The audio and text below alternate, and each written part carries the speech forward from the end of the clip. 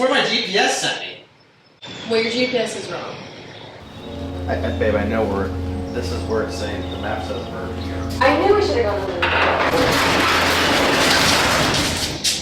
When did we switch hats?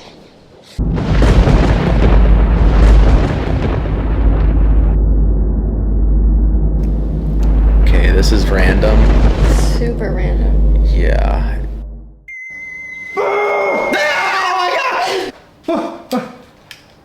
Welcome to Shock Street, formerly Lululemon. See, babe, I told you it was a Lululemon. Well, yeah, I mean, it's not a Lululemon, but I mean, come on, this is Shock Street. Shock Street. Shock Street. Right?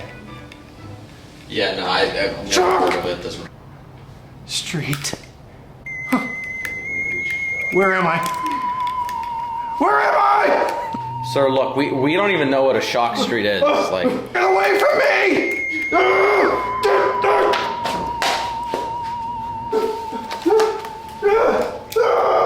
what the hell, man? Do you want to go? No, you don't understand. Take that book, get it away from me. I don't want it here. Please, look, someone help me. I just read this book, Shock Street. It was so good. I just had no clue what was happening. And now I ended up here. I'm some sort of demented, like, ticket holder for this ride. Look, guys, can you help me, please? Take your stupid book. No.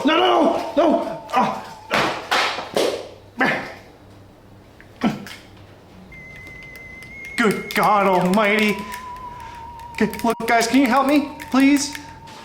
Come on, babe, let's go. Shock Street! Shock Street! Shock Street! Shock Street! Somebody help me!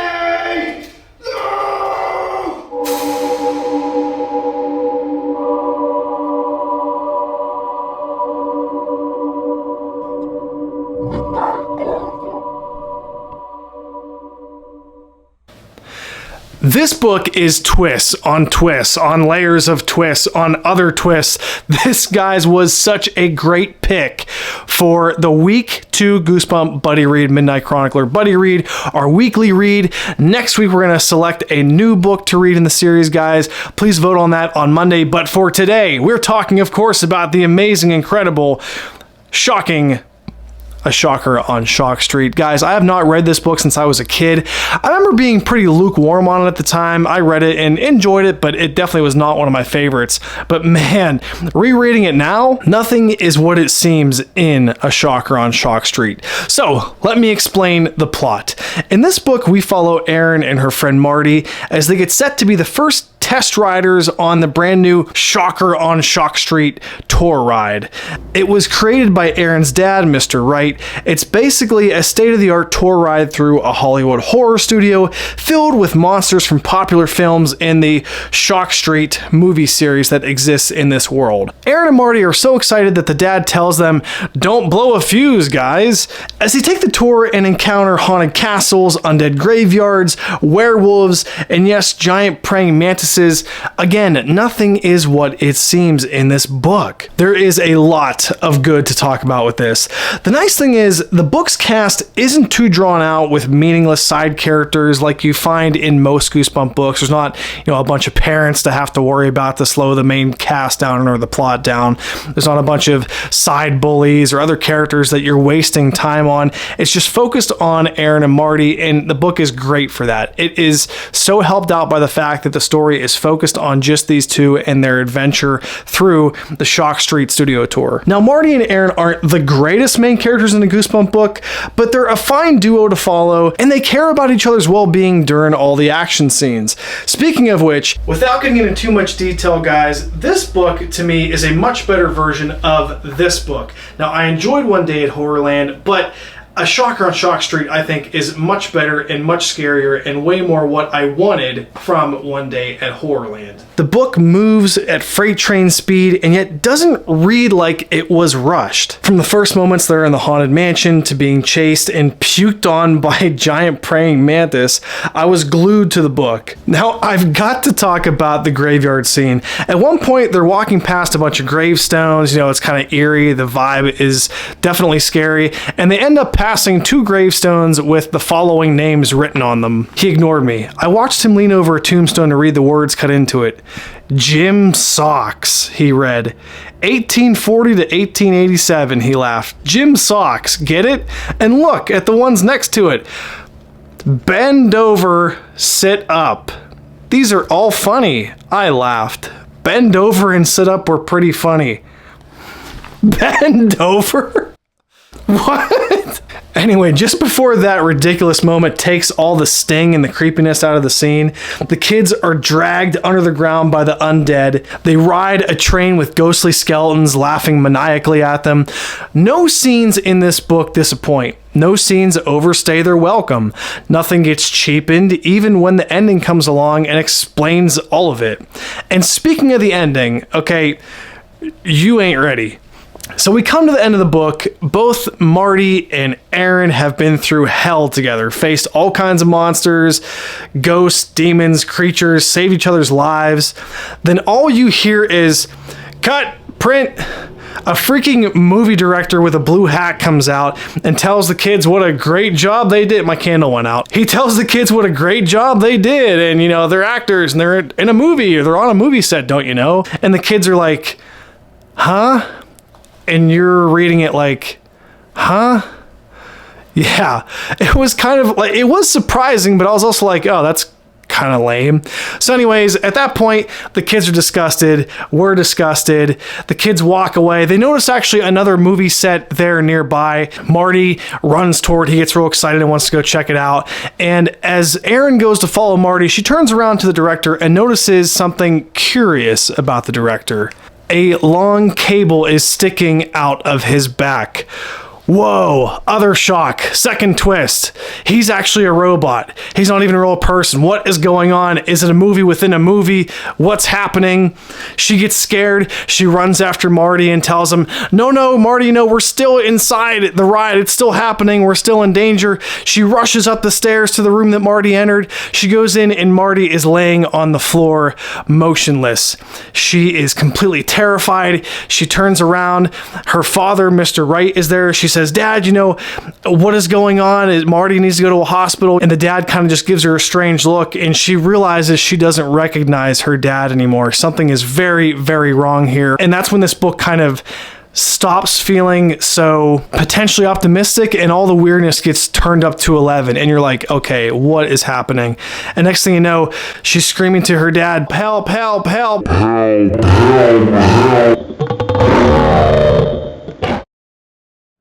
Then the real twist. And on the last page of the book, the perspective switches. Mr. Wright stands over the bodies of the 2 kids, and an engineer comes over and says, Mr. Wright, what happened to your 2 kid robots? Then from here, basically, Mr. Wright says they must have malfunctioned. Something went wrong with Erin, the girl robot. She didn't recognize him. She thinks she has a mother, blah, blah, blah, blah. That's kind of another deeper cut in the story.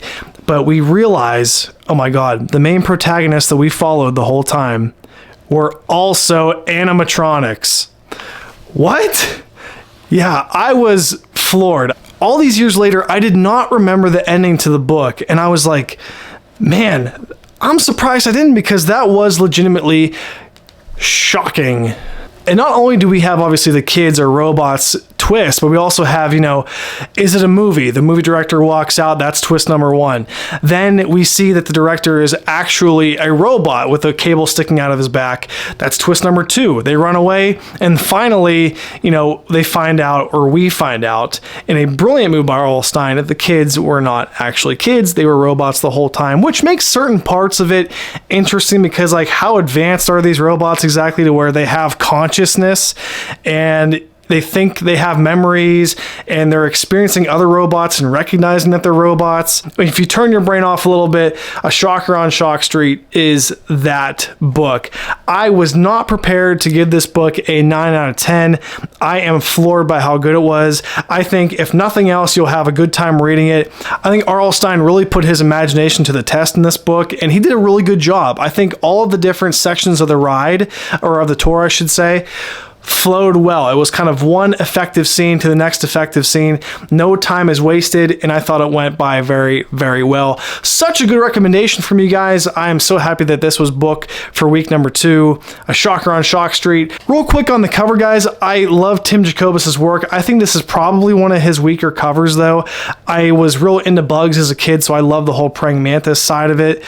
Sort of strange, though, because the praying mantis in the book is described as giant black marble eyes, and here he almost has like cartoonish people eyes. That's sort of a weird element. And sadly, in the book, no praying mantis actually, stomps down the street like here. They're all in a cave, but still, it portrays the message of the book well. I don't know if I like the gray border around the mostly red. It's definitely a memorable book for me, guys. It is now sprung into my top 10 Goosebump books whenever we do another one of those down the line. At this moment, guys, I would like to get to all of your reviews for this book. I have a weird feeling that most of us will agree. If you don't, no big deal. Now, guys, this is arguably my favorite part of doing these review videos, and that is reading off your comments, your reviews for this book. As we selected in Monday's poll, so it is, we reviewed A Shocker on Shock Street. Next week, same thing. On Monday, a poll will go up. We'll select another book next week. And if you're new to it, guys, please feel free to leave a comment. I'll read it off in the video. We'll discuss like we will right now with comment number 1. From this week, that is from Dead Planet 2397, who says, it's strangely different feeling from other Goosebump books. Really enjoyed it. Yeah, Dead Planet, I actually really agree. The book has this, obviously the setting is very like Horrorland-esque, but the whole movie set angle of it and it being like a horror movie set, I think really brings something different. Like it's a unique twist to a Goosebump book setting.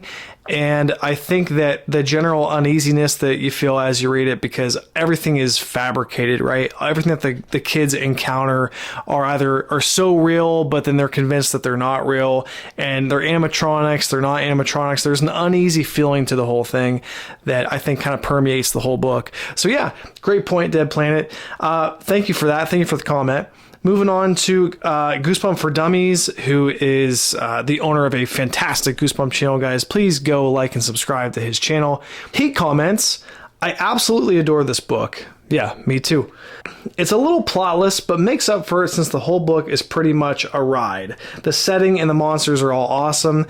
There are some incredibly tense moments throughout, like the one involving skeletons. Yeah, I love that scene. It's a really cool, like, fast-paced freight train, literally freight train scene with, like, these disturbing looking skeletons that are pointing and laughing at the kids, and it just like vanishes through a wall. Goosebumps for Dummies finishes up by saying, and I also really like the twist ending. Shockro should have showed up though. Yes, I actually really agree with that. Shockro is kind of this big bad villain that's sort of hinted at throughout the book. We never get to see him officially though. I think in a sense, if you want to kind of play a game in your head, you could pretend that Aaron's dad, Mr. Wright, is kind of Shockro. He's like overseeing the whole thing, and he's like the puppet master of all this basically. But we don't really get a good look at Shockro or get to find out what he's all about, which is kind of disappointing because I kept thinking, yeah, is he going to show up? Is he going to show up? And toward the end, whenever Marty kind of runs toward that last movie set area, you think, oh, maybe he'll be like the final boss, the final villain of the scene or of the book. And it turns out to be something completely different. As far as you enjoying the twist, I also did Goosebumps for Dummies, clearly during the review. The whole book, the beat for beat moments are very, very good, very intense, very fun to read. And it's capped off by, I think, one of R.L. Stine's best twists ever. So thank you for the comment, man. Good stuff. And welcome back. Next, we have Pulp Fiction Books, who is a brand new commenter to the channel. Welcome, Pulp Fiction. Thank you so much for the comment. He says, I loved it. Feels quite different to the normal Goosebumps formula. Controversial opinion, but I think this is better. This is a better theme park story than One Day at Horrorland. Totally agree. Literally, before I even read your comment, I was thinking the same thing, and I think many other people in the comments here agree as well. This is a superior version, kind of what I hoped to read about in One Day at Horrorland, but instead got in this book, which fine with me. But yet One Day at Horrorland is like the more well-known book. But yeah, it does feel like it strays. It's so weird, guys, because we've seen Goosebumps go to like carnivals and theme parks before, but there's something different to A Shocker on Shock Street. There's a different element to it that just makes it like creepier. I don't even know what it is. I think it's because they're on this ride by themselves.